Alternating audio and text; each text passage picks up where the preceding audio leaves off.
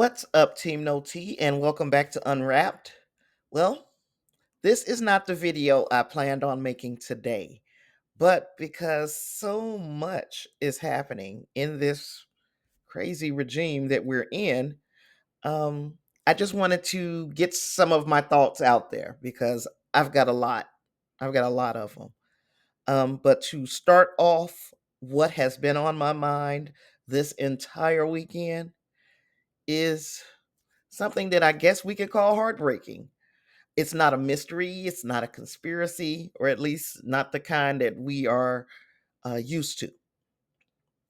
It is a real life tragedy unfolding right now in Central Texas. As you guys know, I'm based in Houston, but in Central Texas, there's a tragedy happening and it deserves our attention.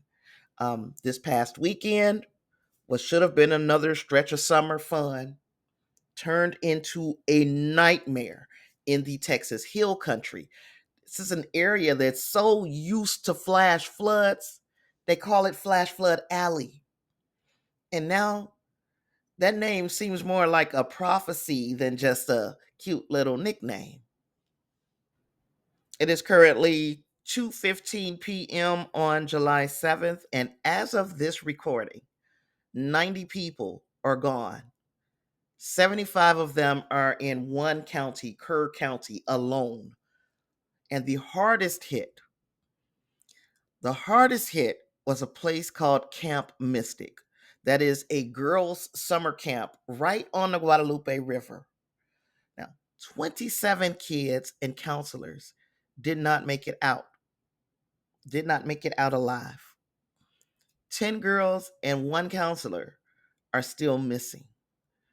Rescue teams are out there right now, combing through debris, hoping for a miracle. You've got rescue teams coming from other parts of the country, and get this, from Mexico as well. Yeah, that's right, from Mexico, the place where the citizens are being demonized. People who are coming over here seeking work and a better life are being treated as if they are animals. We'll get more to that in a little later. But they are also here. Mexico sent their best, their finest, to assist in finding children who have been swallowed up by this river. Because on Friday, that wall of water came from nowhere, 26 feet in under an hour, just swallowed that camp whole. Photos from the scene are heartbreaking. Stuffed animals stuck in the mud, pink blankets tangled in the trees, buildings with walls blown out. That is not just a disaster site, that is a scar. It is a scar on this administration. Because let's talk about what went wrong. Emergency alerts were sent out, but they came in the middle of the night around 1 a.m. and again at 4 a.m. Most people would be asleep at those hours. And you have Ted Cruz admitting that looking back, they should have pushed to evacuate sooner, especially with the cabins that are closest to the river. But that hindsight doesn't comfort a grieving nation. While families are holding their breath, waiting for DNA test results, waiting for bodies to be recovered, the White House is in spin mode. Trump signed a disaster declaration, so yay! He says he'll visit Texas soon, but he already visited Alligator Alcatraz. We'll talk about that a little later. Honestly, these families do not need what Trump is going to bring, which would be just a photo op. They need answers. They need accountability. They need their children back. That's the one damn thing that nobody can give them. Now, I guess good news is that 850 people have been rescued thus far, and relief efforts are moving quickly. But it's hard. It's really hard to see the silver lining when 27 children have perished who should still be here. At the absolute least, those 27 children have perished, along with another 63 people have all perished, and they should still be here. So let me say this: when nature strikes like this, it exposes everything, our weaknesses, our compassion, and the consequences of leadership. This didn't happen in a vacuum. Budget cuts, staffing shortages, poor planning, all of this is what government neglect looks like, and it costs lives. Okay, so we know that the Trump administration did a lot of cutting with the National Weather Service, a lot of cutting to NOAA, which which the National Weather Service is a part of, and then says, well, the National Weather Service failed us. No, you failed us. You failed us. And there's not enough spin in the world for you to cover up your failure. And speaking of government spin, while I'm sitting here, we might as well pivot to another story that just will not die, and that is Jeffrey Epstein. Now, the Trump administration has, for months, probably the better part of a year, has said that they will release the Epstein files, that they will release the Epstein client list. And today we got the final word from the Trump administration. The Department of Justice and the FBI say it's case closed. Epstein died by suicide. There is no client list, no blackmail, no more charges. Now, they even dropped this surveillance footage showing that no one entered the hallway near his cell. It was just silence until he was found dead. We then find out that that was likely not Jeffrey Epstein's cell that we are seeing the footage of. And I'm trying not to give you my opinion before I give you the facts. Those were the facts, though. Those were the facts, I guess. The facts are case closed. Now, what's really wild is who is defending this story. Two people who made it their mission to talk about how Jeffrey Epstein could not have committed suicide and that there is got to be more to this story. And that's Kash Patel and Don Bongino. Two men who built their entire brands pushing Jeffrey Epstein conspiracy theories. And they are ironically now in charge of the FBI, and they are parroting the official line. Bongino literally said he killed himself. I saw the whole file. Just like that. Poof. On top of that, when everybody was looking for the Epstein client list to be released, you had the Attorney General of the United States, Pam Bondi. She said the Epstein list is on her desk. She said that earlier this year. So if there is no list, then what the hell was on Pam Bondi's desk? Like that. Poof. Mystery solved. Not for everyone. Not for everyone. The MAGA base is fucking furious. They wanted a list. They expected a takedown of elites, particularly Obama and Oprah Winfrey and the Clintons. No mention of their guy. No mention of Trump because they got a government denial. They got a locked file cabinet at this point. And we cannot forget all of those who really see the world for what it is. Yeah, the Clintons were close to Jeffrey Epstein, but guess who else was? Donald Trump. Trump and Epstein were not strangers. They ran in the same circles. They partied in the same rooms. Epstein once called Donald Trump a close friend, not just a friend, a close friend. Trump denies that now, of course. And still, the DOJ says there will be no further disclosures. I wonder why. No names, no details, because they say it's a risk to exposing the victims and innocent people. I wonder what innocent person they're trying to protect.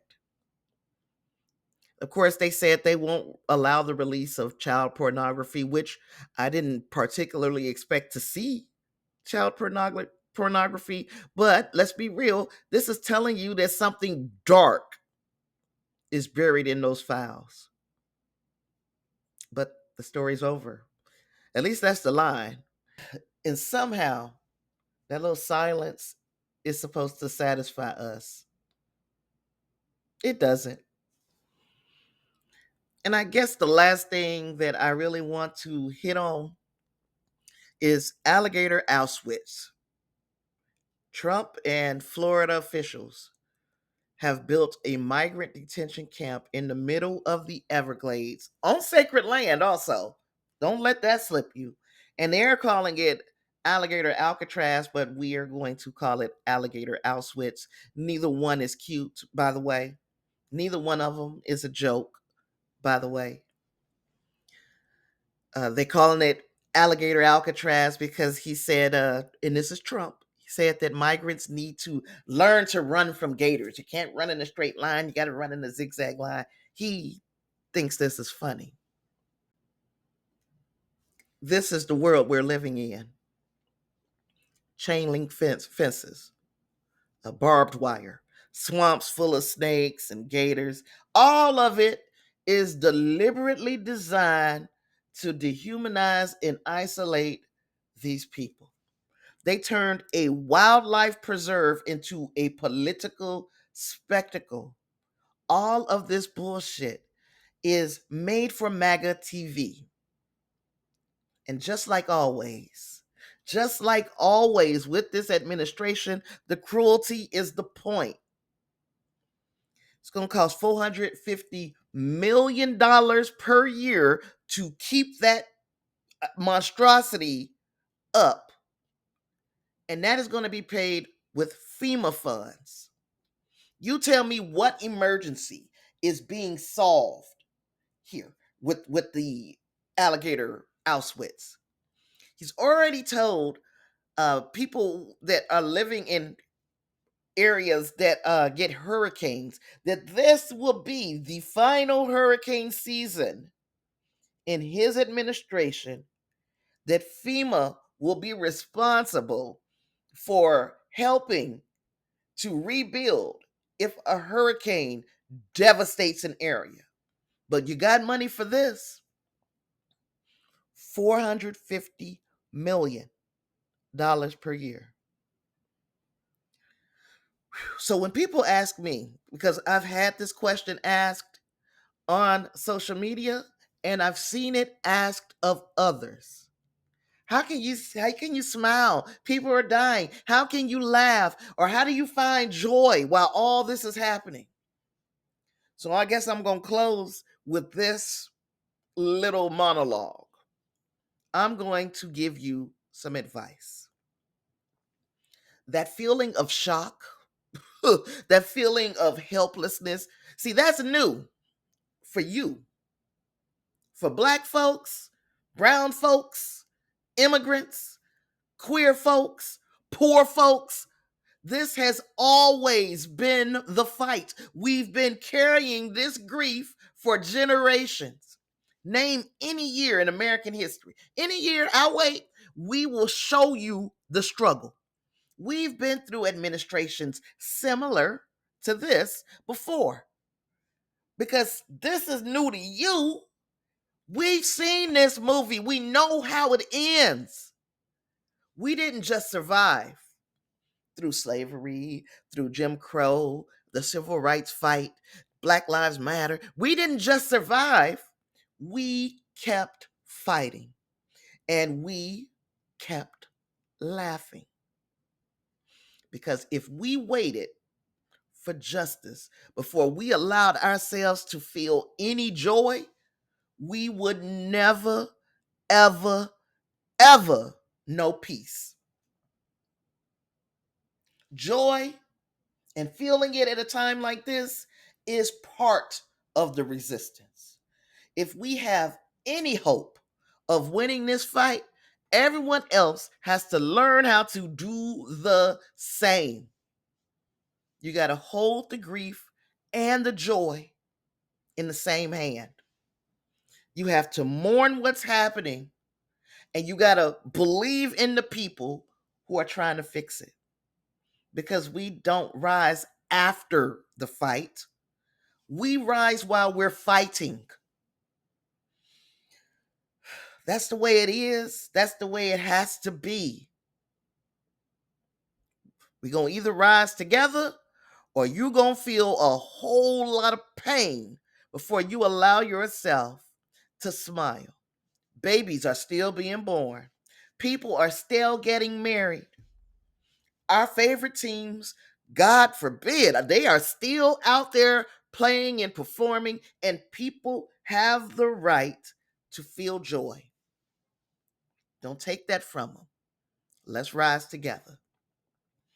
All right, y'all. I dropped some knowledge, didn't spill tea because I don't do tea. You shouldn't do tea. You deserve so much more than just tea. I'll see you in the next one. Peace.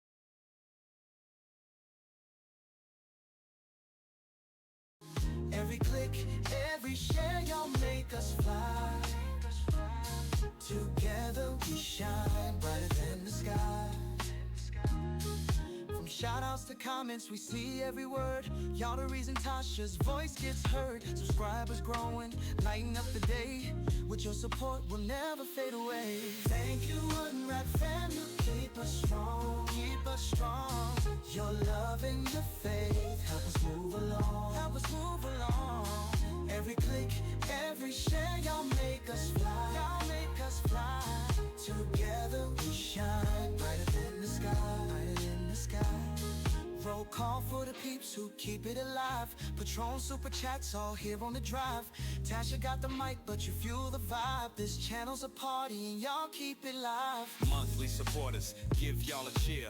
Live stream energy, you bring the gear. Every episode's magic, 'cause of y'all.